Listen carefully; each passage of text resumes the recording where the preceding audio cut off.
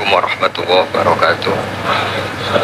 Bismillahirrahmanirrahim. Alhamdulillahirabbil alamin. Wassalatu wassalamu ala asyrofil mursalin sayyidina maulana Muhammadin wa ala alihi washabihi ajmain. Amma ba'du. Sederenge kula takdim teng para sing rawuh. Dongaaken Sayyid Muhammad Ikhlas, muridé mau cerita sangu mbek rabi. Istungano Sayyid Muhammad legowo di murid sing cerita rabi mbek sangu mbek nyindir Gus Raub. Ingkang kula hormati wonten Gus Raub, wonten Habib Husain, Habib Syekh Abud, wonten Habib Soleh Al-Kafs dan ingkang kula hormati. Kula berpikir begini ya. Kula ikrar ya. Kula tak sering bahasa Indonesia mawon. Kula seikrar-ikrarnya yang diceritakan para saksi tadi, murid-murid beliau adalah benar.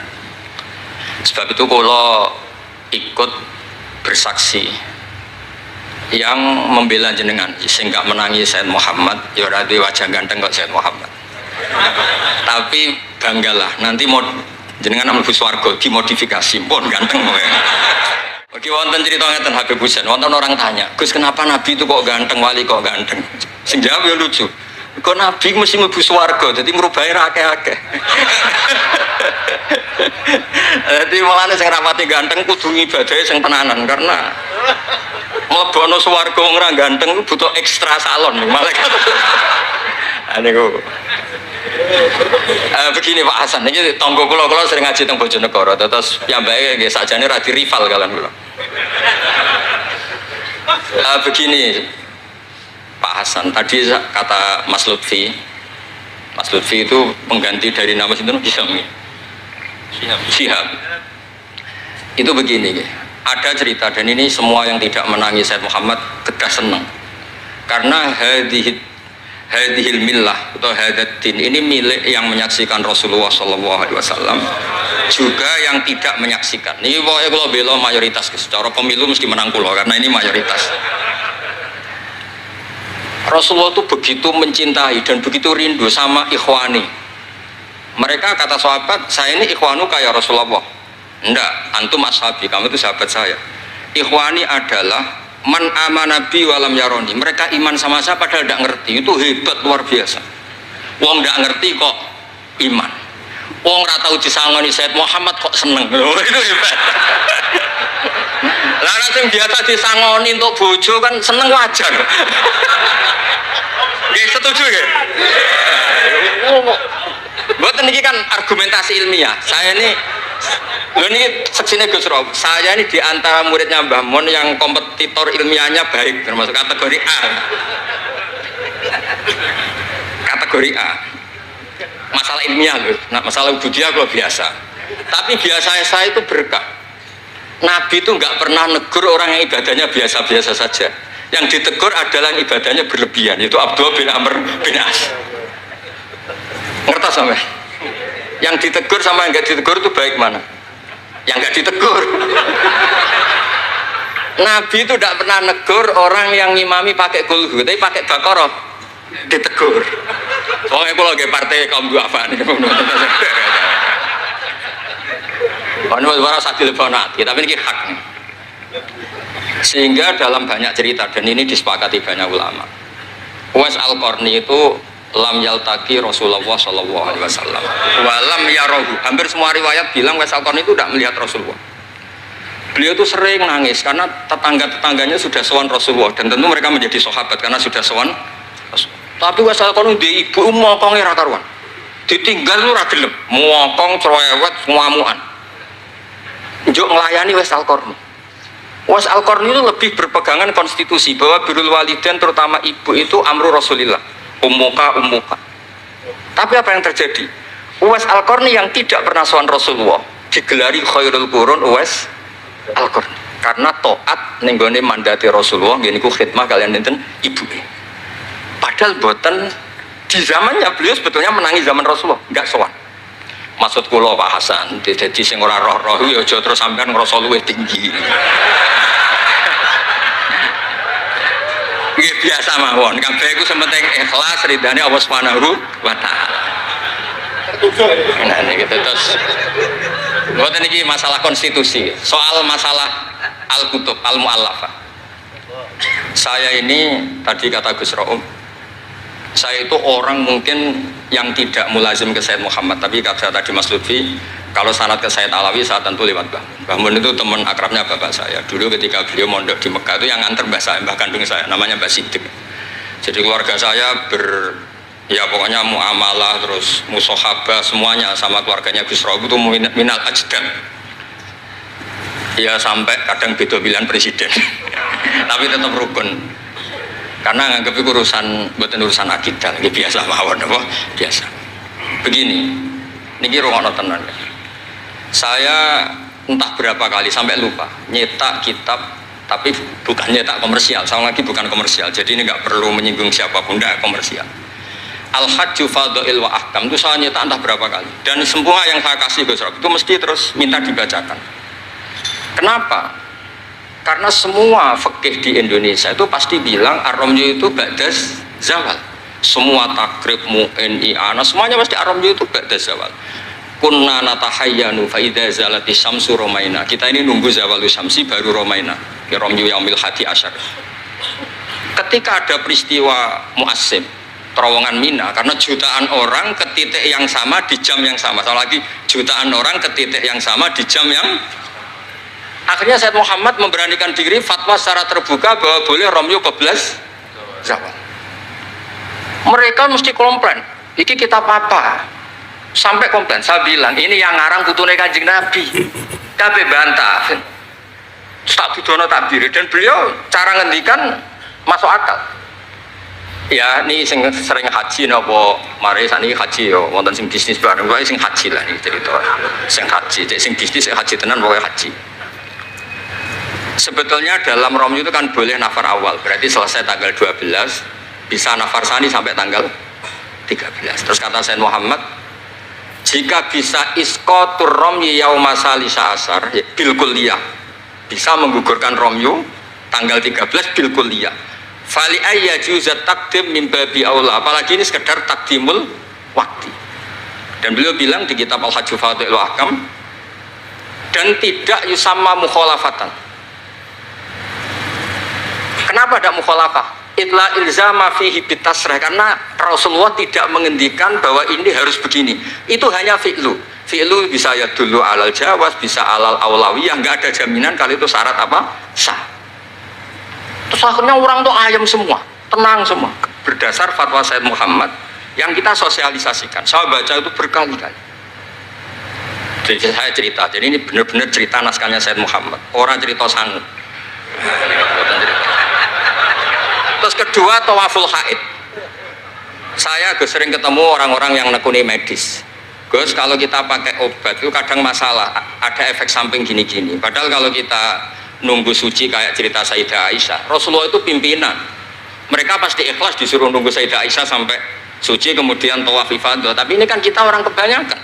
Hotelnya kalau lama-lama ya kita tidak kuat bayar, kena komplain. Pesawatnya juga gitu, kalau lama-lama juga kena komplain, bisa pulang kan. Dan itu kata Sayyid Muhammad sederhana ketika beliau menyarankan tawaful haid itu intikal madhab saja, atau tidak usah intikal.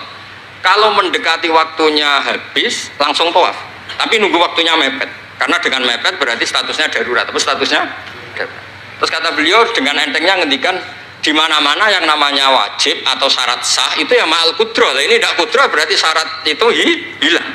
Di mana-mana syarat menjadi syarat ya kalau kudro. Ini tidak kudro ya berarti syarat itu hilang. Sehingga terus kita nyaman tawaful haid. Itu di kitab Al-Hajju Fadha'il Ahkam. Bisa dicek bahasan halaman 115 itu.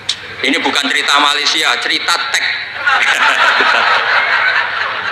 Jadi buat ini serius. Karena tadi kan orang-orang bisa guyon cerita nikah, berarti Anda tukang nikah. Nah kalau sekarang guyon karena ilmu, berarti Anda mubarak betul. Cerita nikah iso guyu, cerita ilmu iso guyu, berarti waras sampean. Ternyata bisa senang dengan ilmu, bisa senang. Ya relax saja. Saya baca kitab beliau yang khataman, ini Gus Rauf saksinya. Saya baca Qawaid Asasiyah itu pasanan khatam tahun 39. Terus poso ini kemarin 45 ini saya juga khatam baca Qawaid Asasiyah. Dulu itu karangan Sayyid Alawi namanya Zubdatul Itqan. Di era Said Muhammad disebut Al-Qawaid Al-Asasiyah fi Ulumil Quran. Saya ngajar di Sarang ya kitab itu di pondoknya Gus Sufur. Saya berkali-kali baca kitab itu di Kudus, di pondok saya kemarin khatam. Terus kitab beliau yang saya senang sekali diantaranya tentu Mafahim Yajibu Antus Soha. Tadi Mas Lutfi cerita betapa repotnya Said Muhammad ngadepi Wahabi. Tapi di Indonesia saya sering cerita ke mereka, bahkan sebagian yang berfaham itu di kota banyak yang menjadi minna. Saya cerita begini, la ilaha illallah itu kalimatun dakhala bihal kafiru al-islam. Fakaifa bihadil kalimah. Kok terus jadi tukhriju hadil kalimah al-muslimah minal islam ilal kufri. Orang tahlilan, orang nyekel patok, orang-orang NU yang khol itu nyekel patok yang la ilaha illallah, la ilaha illallah. Itu kalimat yang orang kafir puluhan tahun menjadi muslim. Masa dengan kalimat yang sama menjadi kafir? Itu logikanya tidak kena. Berarti kalimat ini punya dua status. Ya mukminah memukminkan, juga mukafirah mengkafirkan. Itu kan lucu gitu. Dan itu mereka terus menerima. Kayaknya bener Gus Pak, masa kalimat yang 70 orang misalnya kafir dalam waktu 70 tahun itu karena melafatkan satu kalimat itu saja, la ilaha illallah Muhammadur Rasulullah, langsung menjadi apa? Menjadi muslim atau mukmin. Masa dengan kalimat yang sama hanya karena sambil megang patok terus menjadi apa? Kalimat itu kalimat syahadatul tauhid. Makanya saya mohon para muhibbinya Said Muhammad itu harus baca kitabnya. Saya ini bukan niat sombong. Saya baca kitab beliau yang saya takriri sampai khatam itu ya Al-Hajju Fadlul Ahkam. Saya sudah lapah berapa kali saya khatam. Terutama di bab Tuaful Haid sama Amram Yukoblah Zawad. Terus Mafahim Yajibu Antus Soha, Qawaid Asasiyah, Mafhumut Tatawur wa Tajdid. Terus yang kitab-kitab paling modern terakhir karangan beliau itu Sirah Nabawiyah, syaratnya Alfiyatus Sirahnya Zain al-Iraqi. Terakhir Mu'alafatus Sayyid Muhammad. Dan saya yang sering juga sinau itu Manhajus Salaf fi Fahmin Nusus. Itu juga termasuk kitab yang sering saya pelajari. Sehingga belajar betul Mas Hasan, boten main-main, belajar betul ya. Maksudnya kalau tidak bisa tak cari di kamus. Kalau nggak bisa semua bukan niat sombong. Pakai sarana saya ini kan bapak saya itu hafal Quran, buyut-buyut saya ini mungkin termasuk orang yang nekuni Quran. Jadi saya kalau nggak paham, ya Allah kita ibadah pantas. Tiang butuh Quran ini jenengan terus mau ora paham kita ora pantas gitu. Nah, ya akhirnya paham itu. Nah, dari sekian cerita yang difahami nufus, nah ini supaya sampean clear ya. Saya mohon semohon-mohonnya. Jika jenengan pilihannya berpakaian seperti ini oke. Yang berpakaian ala Rasulullah atau ala Arab terserah lah istilahnya, nggih monggo. Tapi yang berpakaian ala Jawa gini, saya masih ingat takbir itu di halaman 423 di Manhajus Salaf fi Fahmin Nusus.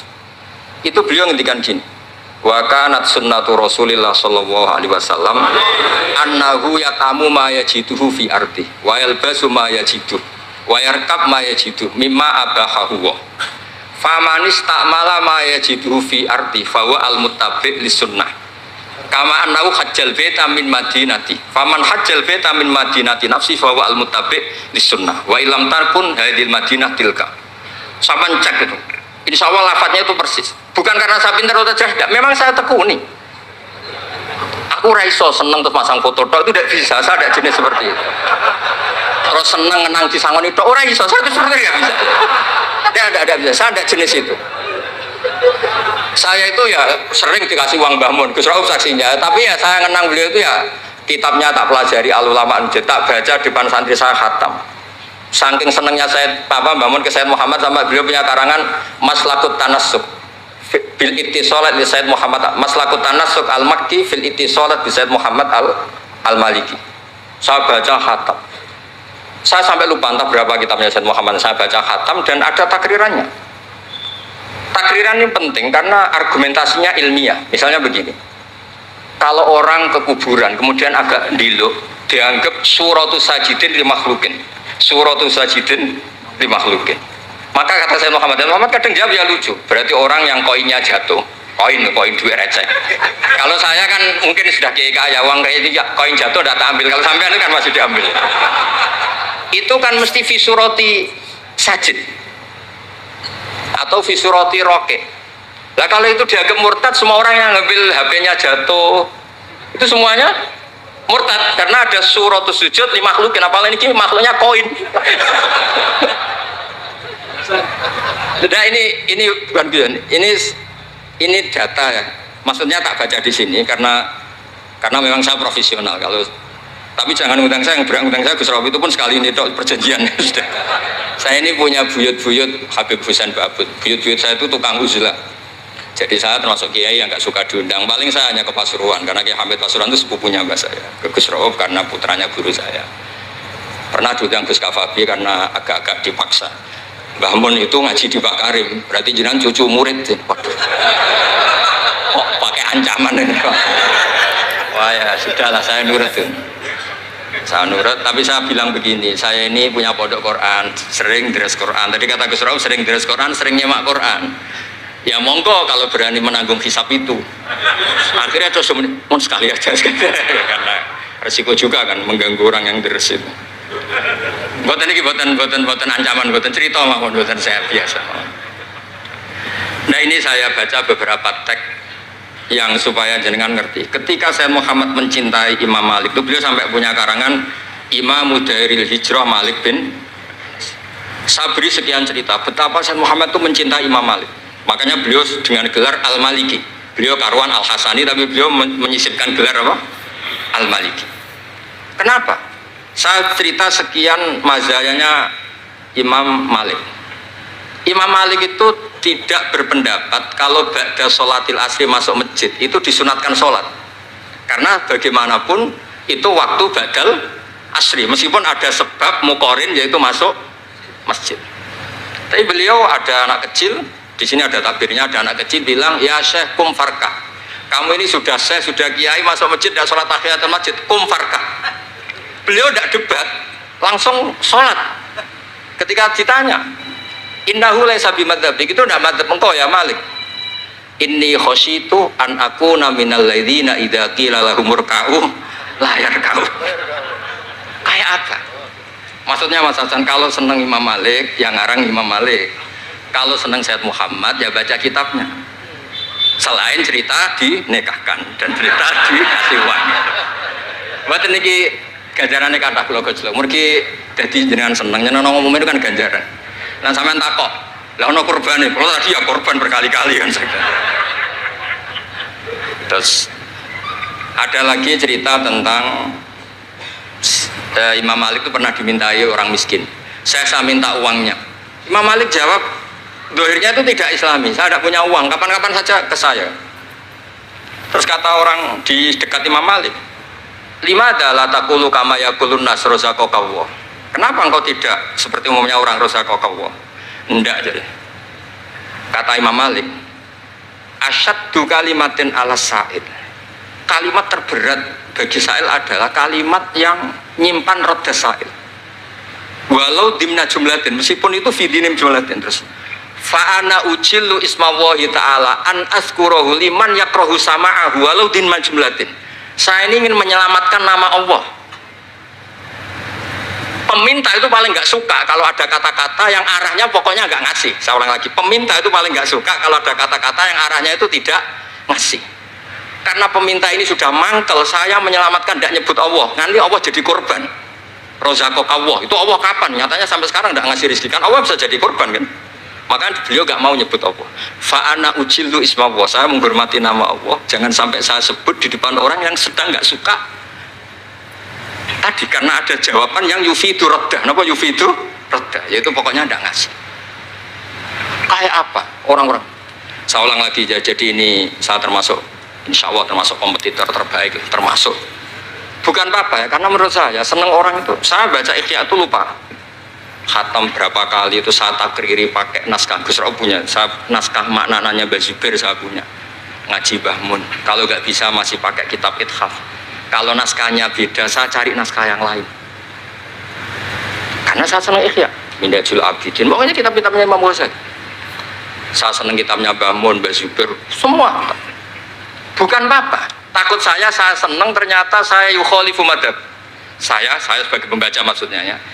Korek itu kalau senang ternyata dia yukhalifu madhab karena ada baca. Contoh gampang begini, saya tuh sering ketemu orang-orang khusyuk yang tidak ngaji. Gus itu gimana orang-orang sholat pakai baju merah? Tak tunjukkan di Bukhari, babus sholat fi saubil ahmar. Ada yang protes lagi, gimana Gus itu kiai kok sholat kencing berdiri? Babul qauli qaiman inda subadati qaumin di Bukhari. Gus, kok ada hadisnya semua? Yang masalah otak kamu kata saya gitu. Lu sampai sholat, sampean kalau sholat kan mikir, ya mikir utang, mikir macam-macam. Itu Imam Bukhari punya bab. Babul ifkar, tafsirnya apa? Imam Bukhari pakai bab itu babul ifkar di sholat, bab mikir di sholat. Itu dalilnya lucu Bebosen. Kanjeng Nabi itu sholat terus salam ke susu. Ditanya kenapa ke susu? Saya ingat ada dinar di rumah yang belum saya bagi. Berarti ingatnya kan pas sholat. Sampai ya bedanya Nabi ilingnya barang apik sama nuran, tapi kan podo lah dalam bab. Jadi kalau suwon kitab-kitab Sayyid Muhammad yang jadi makhrajan hasanan lihadil ummah itu harus kita bela mati-matian. Misalnya begini, Ataqah Somadiyah, mungkin di Jawa Timur disebut Ataqah Kubro, yang baca kulhu beberapa kali, yang katanya bapaknya terus masuk surga itu kan kalau di kampung saya Gus, kalau ada baca gitu yang selain anaknya tak udah kamu udah usah serius ramlah di bapak, oh anaknya tenang-tenang. Pernah ada orang ngundang saya, Gus ngocok Ataqah Kubro Gus, anaknya mau nggak mangkon, monggo pinara, saya pulang. Kenapa Gus pulang? Karena anaknya mau coba ngeliat bukan mau coba sembrono ya benar. Sing ana ning hadis awaladin sholihin yatullah ra ono au kiyayin sholihin yatullah ya benar. Langsung Gus jenengan ngawur ya dalil. Aku ora ngawur pancen Nabi wong alim mesti roh tenan. Sing ana ning hadis awaladin sholeh ora au kiyayin soleh. Jadi anak itu penting, malah monggak mangga natok berokokan. Monggo. Semenjak itu kalau orang undang saya enggak berani kalau enggak khusyuk ngocok. Takut saya pulang. Lah misalnya yang undang Mbak nyangoni saya, sugih saya. Kan mboten ngefek no, teror itu mboten ngefek. Jadi ini penting, meskipun guyon, ilmu itu didudukkan. Sayyid Muhammad ngendikan hadis-hadis tentang jumlah kul huwallahu ahad semuanya itu dhaif. Saya pernah ngaji itu di Kudus cerita gini, alhamdulillah kok dhaif. Hadis tentang jumlah la ilaha illallah yang banyak alhamdulillah juga dhaif. Karena kalau itu syarat sahnya harus banyak, berarti begini, mangqala la ilaha illallah mi'ata marrah lagi dakhalal jannah. Berhubung enggak ada jumlah mi'ata marrah, satu pun sudah dakhalal jannah. Kul huwallahu ahad juga sama, di riwayat Bukhari jelas. Ada orang kalau imami baca kulhu ditanya, kenapa engkau baca kulhu? Li'annaha sifatur rahman, fa'ana uhibbu an aqra'a biha. Kata Nabi apa? Jibril datang, akhbir ya Muhammad, anna wa yuhibbu bihubbihi kul huwallahu ahad.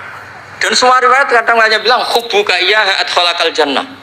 Dan enggak ada riwayat hubbuka iyyaha wa qira'atuka alfa marra wa alfa marra lagi dakhalal.